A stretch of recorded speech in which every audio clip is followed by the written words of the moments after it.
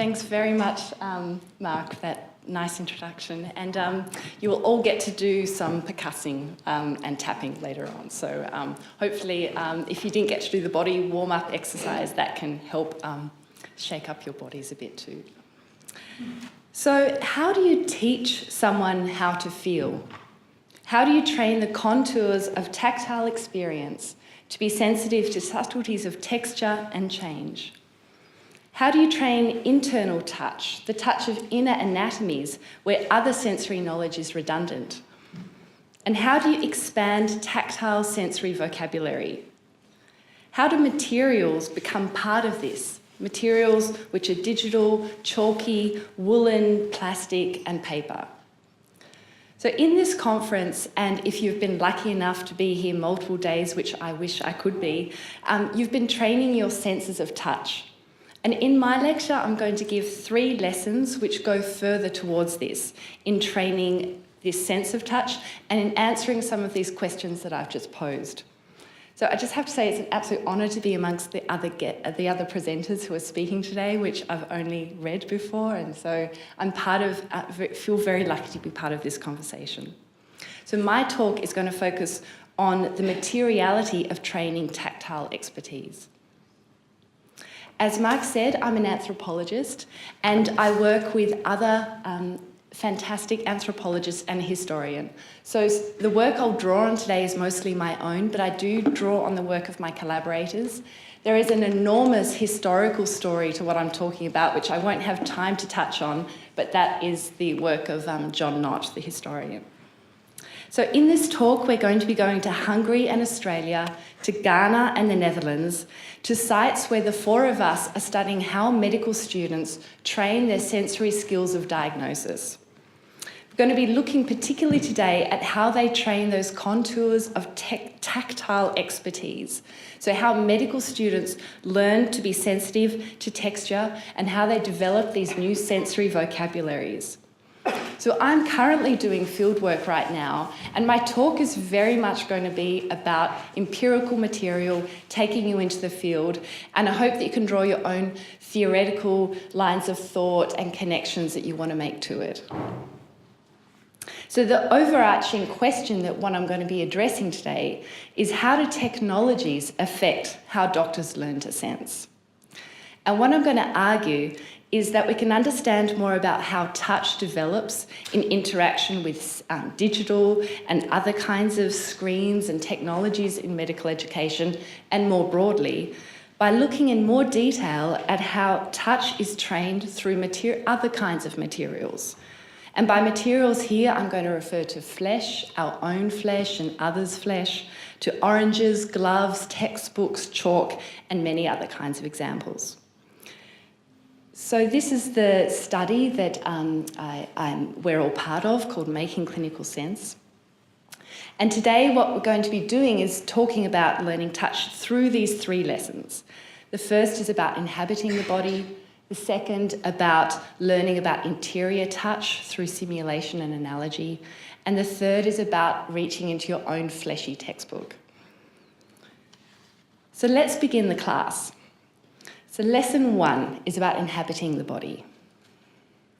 So it might seem right now as if you're sitting in a contemporary art museum, a very modern lecture theatre, but actually where you are is you're perched on a wooden rickety bench in an old anatomy medical school in Budapest. This is the Semmelweis University. So sitting in front of you, in front, instead of this PowerPoint screen, is an old blackboard. And on either side of the blackboard are posters which have been hand-painted, which show different kinds of anatomical structures. So these posters are brought up in a dramatic performance by people wearing white lab coats and serious facial expressions, and they upload these posters next to the chalkboard.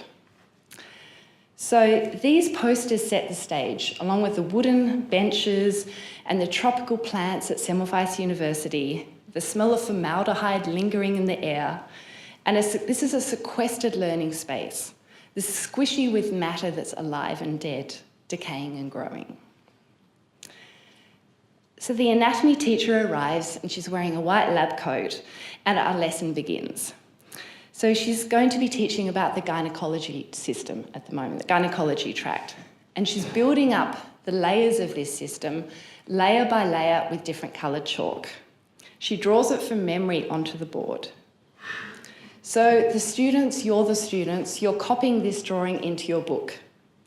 You can have a go if you'd like, if you have a notebook and you want to have a go at drawing this picture. But this is a very different experience of learning the gynecology system than looking at drawings in textbooks. The professor is inviting the students through teaching on the blackboard, through building up the layers of the body, through the chalk, to inhabit the body that's built slowly before them. So when I was a medical student, I had a professor who made the most beautiful drawings on the blackboards. So he did them by memory. At the end of the class, they were always rubbed off. And he really invited us, as we slowly copied these drawings, to learn how to inhabit these parts of the body that weren't two-dimensional but became three-dimensional before us. He would also invite us to inhabit the bodies in other ways. For example, he would take us into the stairwells of the anatomy department, and he would tell us that we were inside the inner ear and that you could see the circular canals as the stairwells going up before us. So these were other kinds of ways of learning to inhabit the body, but I'm digressing and I want to go back to the blackboard. Because blackboards are in many schools, but they're disappearing. But they're appearing in schools where often resources are lacking, or in places like Semmelweis where they really hold dear to these traditional forms of teaching. So in mathematics, professors also hold dearly to their blackboards. There have been sociologists who have observed that there's this really essential relationship between the abstract concepts of mathematics and the chalk drawings that help to constitute them. Well, they're not drawings so much in mathematics, but the chalk equations that are drawn on the boards. So very similarly in anatomy, the materials which are used to shape the bodily knowledge that the students are learning, how they learn to imagine and lay out and inhabit the body, is very much part of the medical knowledge that they're learning. So this is slow teaching in a way that showing PowerPoint slides is not. So this is a material performance where the chalky materiality is deeply entangled with their medical knowledge of the body. So this anatomy theatre where we're sitting today is a place where Rachel Allison, the PhD on my project, is spending a lot of time at the moment. And she also spends time in anatomy dissection labs where they work with models and they dissect people who have donated their bodies to medical science. And these are often considered nowadays more old-fashioned ways of learning medicine. There are many medical schools who are doing away with dissection, and they're learning. Students are learning dissection through other online forms, through computer programs, or if you're at a very rich medical school, from these kind of on their tablets, which are big dissection tables, which can be projected onto a screen, and where the teacher will dissect this image of the body using their finger. And so you can see that they're swiping their finger and they can rotate the body in different orientations. They can, so they're basically cutting the body with their finger. So this a rep of this company came to Semmelweis and they tried to sell this technology, but of course the anatomy teachers were very sceptical. They couldn't imagine how you could possibly learn about the body without dissecting it with your hands and touching it. So I'm not actually sceptical, and I'm sure medical students can learn anatomy through technologies like this.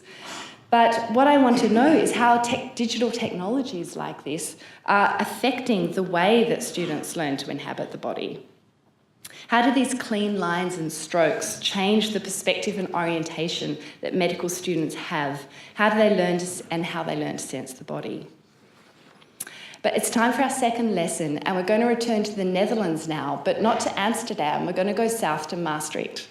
And Maastricht is where I do my own fieldwork about how medical students learn to sense bodies. And this time we're going to a place which is very proud of the technologies that they use.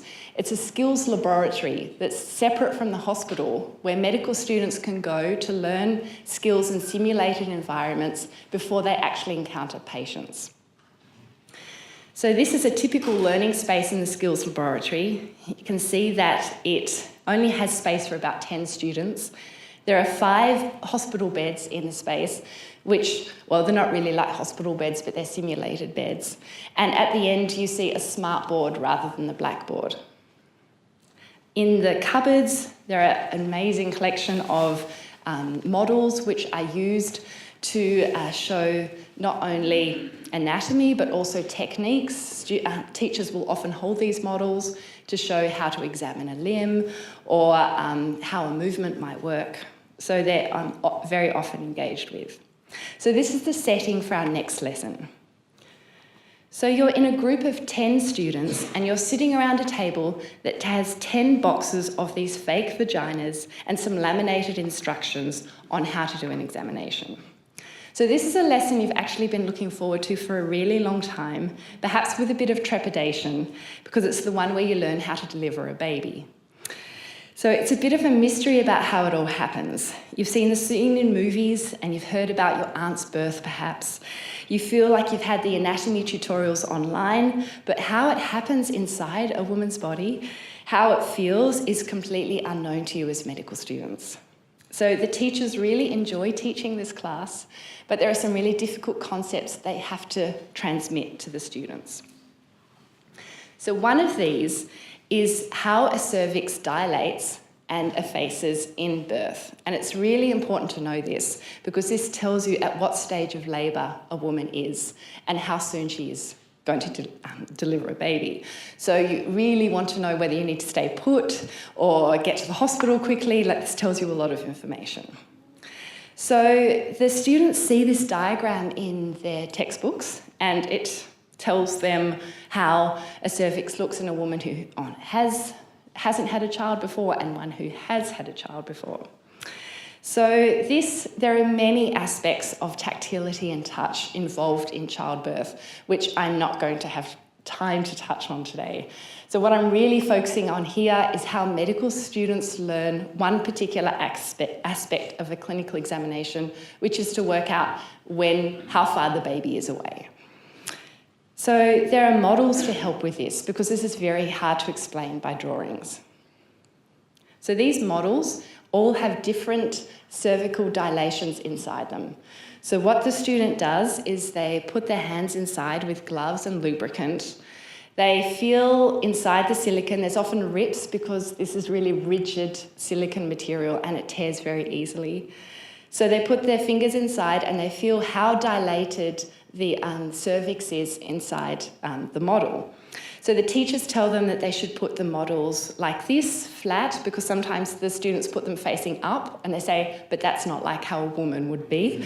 So they have to try and enact some kind of sense that there is a woman that is involved. And I mean, there's all we can really expand a lot on these kind of fragmented, disembodied bodies here. And I should add that because of my medical training, this year I'll talk about it with another model, but just how kind of weird this is, really, I have to be honest, only really struck me when another anthropologist who's studying this encountered these models in Ghana. It's just they're horrible. And I was like, oh yeah, they kind of are, but I think my medical training really made me see them in a very different way. So these models are used to train the haptic memory of medical students. Because they're there to train the students have to learn how many centimetres is 5 centimetres cervical dilated by using these models. So you could try it yourself. You could try how far apart do you think 2 fingers are that is 5 centimetres? Can you kind of guess what it is?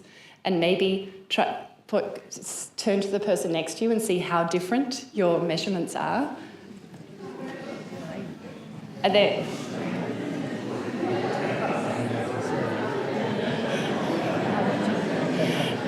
So basically,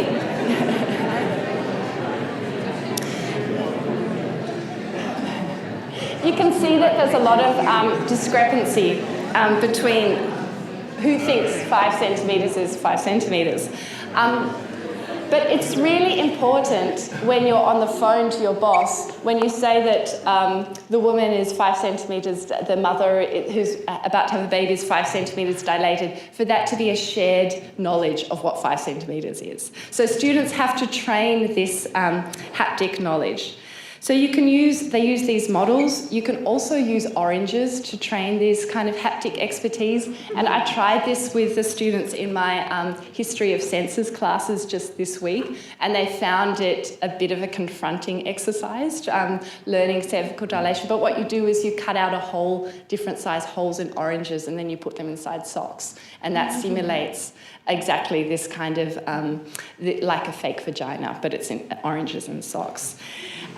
So this is a way of training your fingers to feel what 2 centimetres is and what 10 centimetres is with these different models. So there is this element of how far along a baby is, but you also need to know where the baby's lying, and because that's really going to affect how you're going to deliver the baby. Because if you feel a baby's bottom instead of their head, that really affects the kind of birth process. So again, there are all kinds of drawings which are in books that can show these kinds of orientations and perspectives. And these are, I've made some of these drawings about, you can see that they've got very technical terms for all the different presentations of a head that you could feel. And what you're feeling for are the fontanelles, which are the gaps in the skull, to help you orientate with where the baby is lying inside the cervix. So you're really trying to feel for any clues, basically. But the teachers had another way of teaching this, which I found very interesting, and that was knitting. So they found a way of teaching orientation of a child using this red knitted uterus. So this is how it's used. There is a doll which is put inside the uterus, and it goes inside this casing just inside the cuff. And then the cuff represents the edge of the cervix. So it's a very tight cuff. And so what the teacher can do is the teacher can not only put the doll in different kinds of orientations inside the cuff, but they can also move the doll in and out of the cuff. And they do this because they really think that it shows a dynamic way in which a child moves inside the uterus in a way that they can't with other models. So they move it in and out of the cuff, and they show how the cervix dilates in a dynamic way. So then at this point, the students are just watching this kind of sensation with, they're not touching it. So then they introduce another homemade, this is in the very high-tech skills lab, I should add, but they're using these ways of teaching, simulating clinical skills. So the teacher will then fill 2 gloves with different amounts of water, and then these gloves go over the doll's head in the knitted uterus. And the students are then invited to touch the different gloves. And the one with a lot of water shows what happens if the membranes haven't ruptured yet. So that means that all the fluid that is around the baby and the amniotic sac is still intact. And the other one shows what happens if the membranes have ruptured, but you can still feel they've ruptured somewhere up high, and you can't feel, all you can still feel is the skin. So this is very hard to describe to the students in any other way other than feeling this sensation of membranes which are intact and membranes which have ruptured elsewhere. So the students then feel this glove over the baby's head. So this is seen as something, as the best way to teach this stage of delivery. They also do have very expensive simulated pregnant women who can make fetal heart sounds, and they can put the baby inside. You can peel off this flap and have the baby inside. There's always this dramatic moment in the medical classes where everyone has to guess how the baby's lying, and then at the end of the class they kind of peel off the flap, and it's like, and that's how it was lying. So it's kind of like this quiz. So this is This is one of the models inside one of, this is not the model that has the baby, this is one that teaches them childbirth. And all of these models are kind of brutal in different kinds of ways. They're truncated, there are no legs and arms and torsos. This one's got a big hollow cavity in which the baby and placenta are put forward. And it's meant so that medical students can practice the ways to hold a child as it comes out. So there's a different, and how they guide a child as it's being born. So this particular model is actually, it's enlarged. So it looks like is a Ron Muick kind of enlarged body sculpture, but it's made that way so that a normal size baby can fit through it. And what the other element that this has, because it's all made of leather, is that there's a lot of friction involved in the birth. So actually what happens is the whole stage of birth is very slow.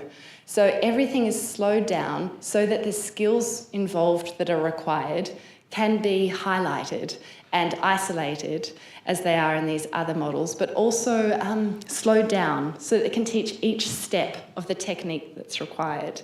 So there's a lot of drag, but it's like there are freeze frame shots of this giving birth.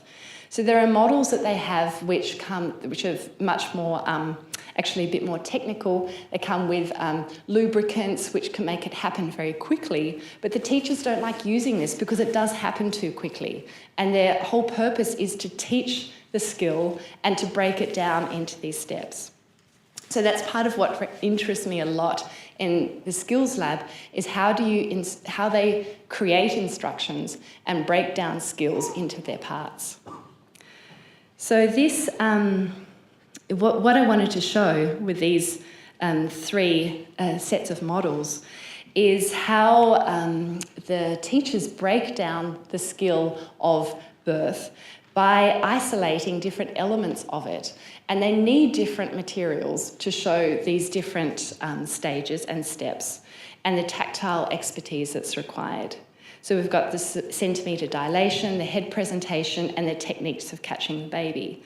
So through each of these models, the students are learning different orientations and different perspectives, different ways of haptic looking, of prodding and being guided by the teacher and using them. And now I want to move on to our third lesson, which is learning from your own fleshy textbook. So we're going to go to a medical school that I spent a lot of time in Australia, in Melbourne, and we're going to learn that technique which Mark mentioned, which is percussion. So I have an extract here from a textbook, and I want you first of all to try and see if you can work out percussion from written instructions. So see if you can do this. And a phalanx, a phalanx is a finger. So the middle phalanx is this part of your finger.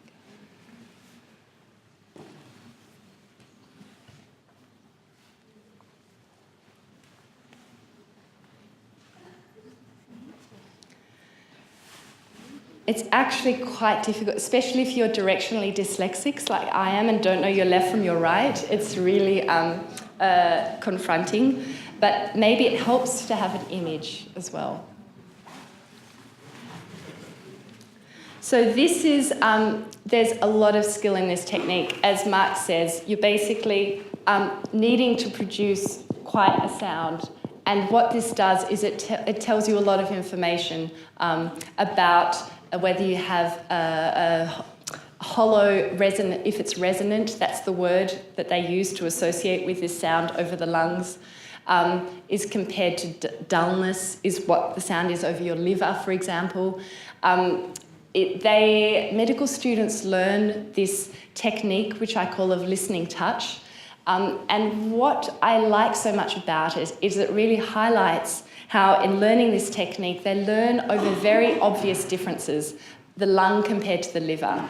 And what this is doing is in the same way that Latour writes about wine tasters learning to distinguish differences in smells, and he talks about the smell kit, is you start with very obvious differences when you're training expertise.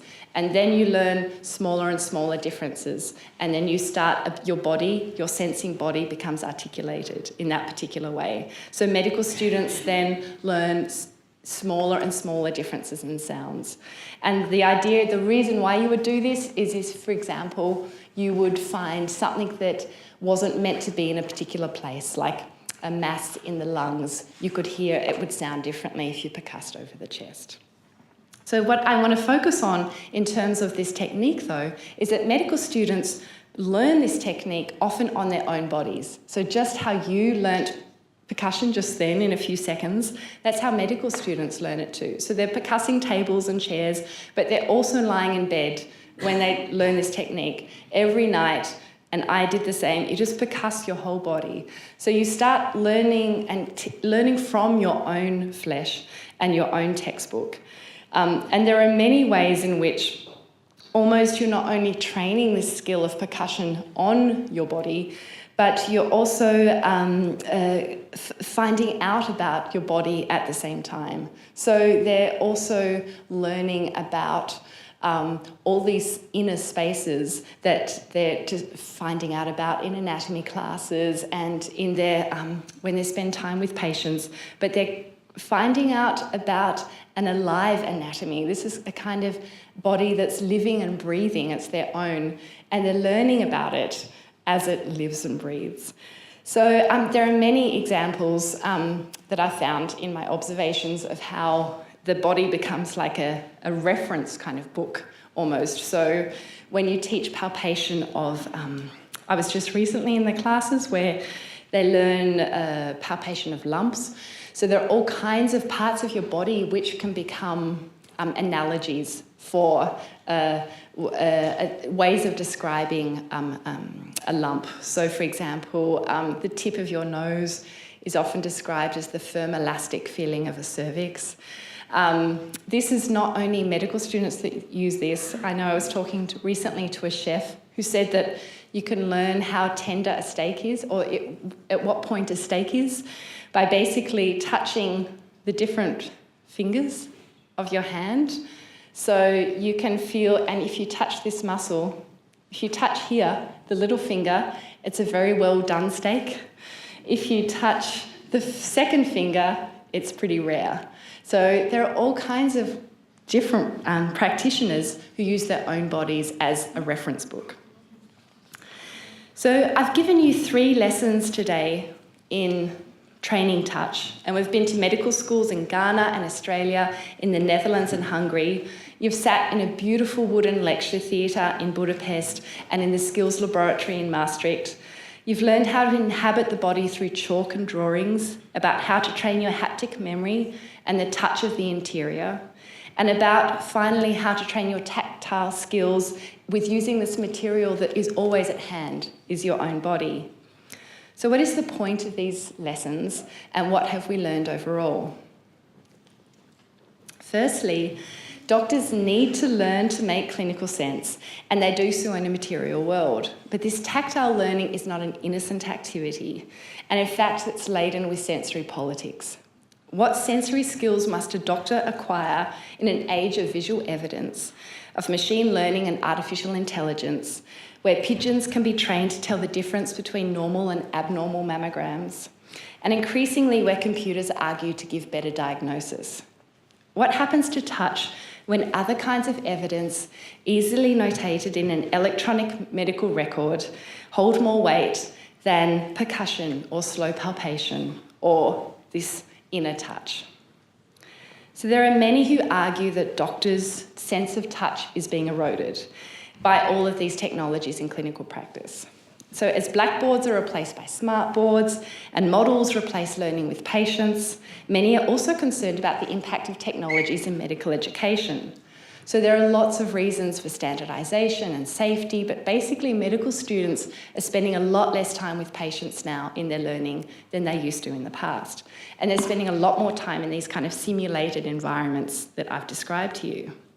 There's also a lot of learning with virtual reality and augmented reality, which I haven't even had time to go into. But what I've wanted to show here today is not a nostalgic look at a non-digital way of teaching medicine. So in fact, the digital is infused through all of the examples that I gave. I've got here a student at Semmelweis taking his picture of their blackboard drawings. We've got students learning percussion on YouTube. I mean, there are lots of examples which I could give. But what I've wanted to show is that materiality matters and shapes how students learn and sense bodies. So this is important whether the technologies are digital or analogue. So doctors, like artists, work intensely to train their sensory perception, and this training is reconfigured through digital technologies. Tracing the material assemblages used in learning tactility in medicine today, I hope brings us a little closer to understanding how clinical touch gets reconsidered in these various forms. So from the various fieldwork that I've done, and we're really only halfway through our fieldwork, we can see these different materialities offer different orientations and perspectives on the body, different ways of cutting them. There are different materials engender different sensory vocabularies. So, and there's also, we've got different kinds of field work that we're doing. My PhD, Andrea, is in Ghana, and she is really involved as a participant observer with the medical students, being touched and touching as much as the medical students are. And she's learning that being touched tells you as much about touching as touching itself.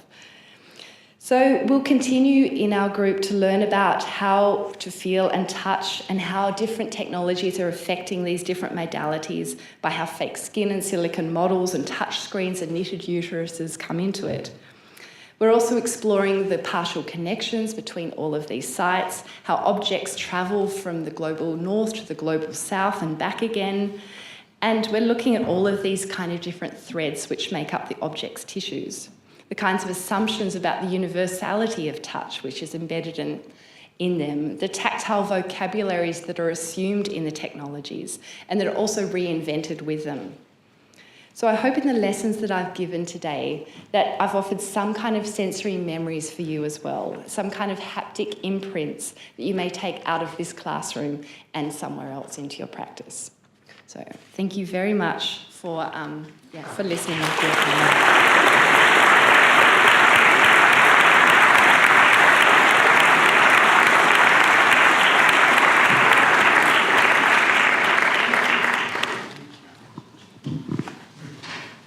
So there's some good news and some bad news. And the bad news is that the timetable is slightly wrong again. So we have, so after these questions, there's going to be so this is the good news, there's going to be a slightly longer tea break.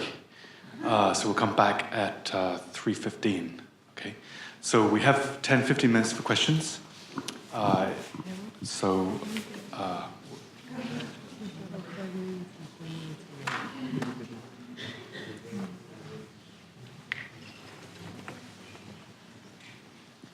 Also happy if you want a longer tea break. Yeah. Yeah, there was one with the baby who comes out of the vagina. You were talking about this eruption who's taking place, and then you were talking about a high eruption or a low one, and I didn't get what you meant. Sorry, this is because I'm just in my head is there, and it's a very good question. I need to articulate those things. So essentially, there are different ways in which you can gauge when stages of birth, and one is the dilation of the cervix, and another is if the membranes have ruptured. So that's when you see the dramatic waters breaking, and that can happen in a way where it's very easy to feel if they're intact. So you can feel this like the water in the balloon, and you can if you press on it, there's a bit of pressure, and that tells you that this nice, lovely environment for the baby is still all intact.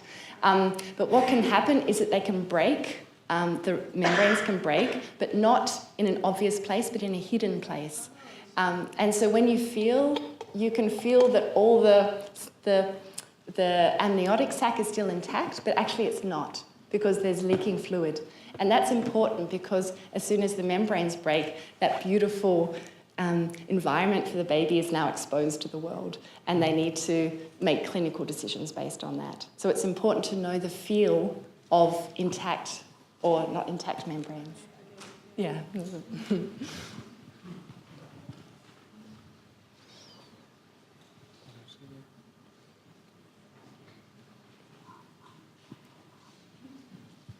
Because I would quite like to have the experience of the knitted woman and the knitted uterus and the knitted baby, and maybe make some kind of YouTube video out of that. It would be beautifully tactile and also aesthetically interesting as well. But that's my strange brain there. Are there any other questions? Yeah.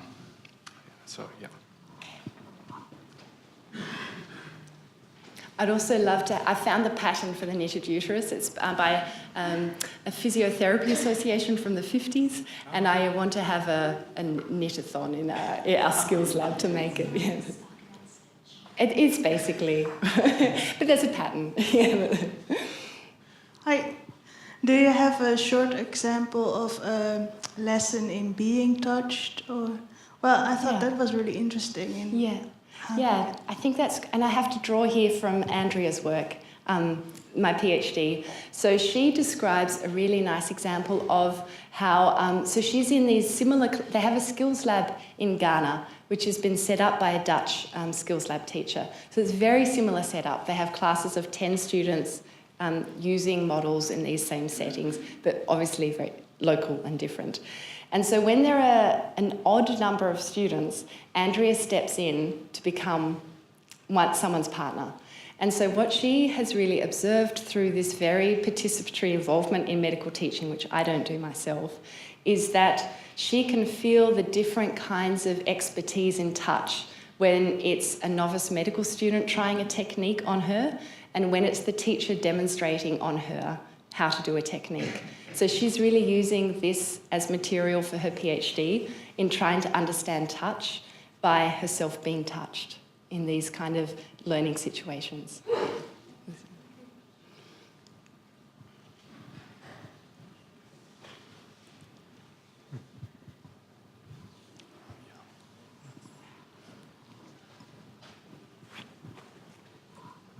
Thank you, that was really interesting. I was wondering if these kinds of techniques are also taught in secondary schools or primary schools, and not just medical universities. And I guess one kind of actor or one sort of really familiar medical actor that I often see going to the doctor was really missing, and I was wondering if your research is kind of a reaction against it, and that's the stethoscope. A reaction against the stethoscope, did you say? Yeah. They're really two nice questions. I think the first, it very much raises this issue that often medical students are assumed to come into medical school without any sensory knowledge or expertise. And indeed, whether they're trained in percussion or other skills, they come in with sensory knowledge. And this is often not something acknowledged in the classes. It's very much about retraining their vocabularies and expertise. So yes, I'm sure, I don't know, but I can imagine. And in terms of the stethoscope, the stethoscope, in terms of this sensory politics, I mean, when the stethoscope was introduced, it was seen as taking away the sensory skills of doctors. It has another whole history, of course, of now doctors listen to patients in a different way. They used to listen to their stories, then they started listening to their sounds. But it was seen as this threatening technology which took away the sensory skills of the profession. Now, of course, the stethoscope is seen as part of these sensory skills which are to hold on to dearly in the threat of echocardiograms and other kinds of tests, which indeed are kind of seen as replacing the stethoscope. Yeah. What is the stethoscope? A stethoscope is the instrument that doctors put in their ears. You may have had it listened to. Yeah, and they listen like that. Yeah, exactly. Yeah, so Sander Gilman has a great essay from the 1980s, I think it is, actually, where he writes about the sensory training of medical students from previous centuries, where things like taste also would come into being, because if you were in doubt about the health of a patient, you would ask them to urinate, and then you would smell and then taste the urine. So there's a kind of continuous series of shifting regimes of sensation within this kind of training, from smell and taste and that kind of proximal sensory experience. Then the stethoscope, which is kind of at arm's length, and then now more increasingly on the screen, and so on. And I was quite interested in the way that the finger on the big tablet is almost like a giant scalpel. Like the power is like you have scalpel fingers, like Edward Scissorhands or something, that actually suddenly you just cut through this huge chunk of meat and then uncut, with the undo button and so on. I mean, the power, right? but obviously kind of still very visual and not necessarily with any degree of kind of tactility or haptic feedback whatsoever. So the usual idea as well of the touch screen, but without any form of touch whatsoever, because it doesn't touch back. It's just a glassy surface which just responds as a result of prodding and gesture and so on. Anyway, yeah.